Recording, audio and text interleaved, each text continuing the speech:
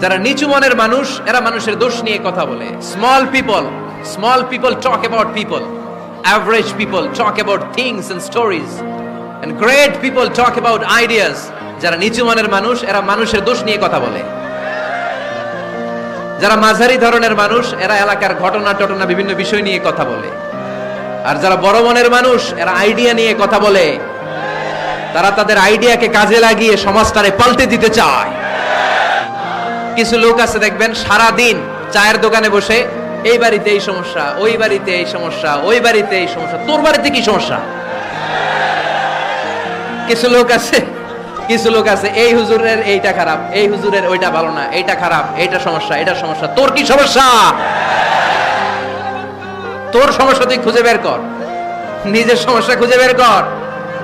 যে নিজে নিজের সমালোচনা করতে পারে সেই সর্বাপেক্ষা বুদ্ধিমান।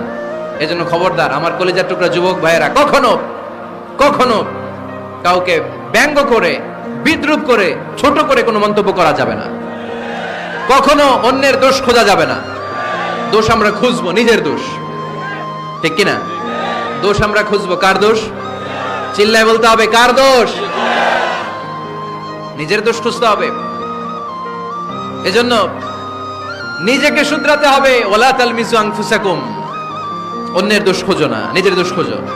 তাহলে ফেনীবাসীরা, এই হোক আমাদের স্লোগান, আমরা নিজেদের দোষ খুঁজবো বেশি, অন্য কারো দোষ কখনো খুঁজবো। আপনি নিজে ঠিক হয়ে যান, দুনিয়া এমনি ঠিক হয়ে যাবে। নিজে ঠিক তো দুনিয়া ঠিক। নিজেকে শুধরান। অন্যের দোষ দেখে তো আমার লাভ নাই। ও কি করছে এটা ও জবাব দিবে, আমি কি করেছি আল্লাহর সুপ্রিম কোর্টের কাঠ করায় সেদিন আমাকে জবাব দিতে হবে। চিল্লায় বলো ঠিক কিনা? এজন্য অন্যের দোষ যেন আমরা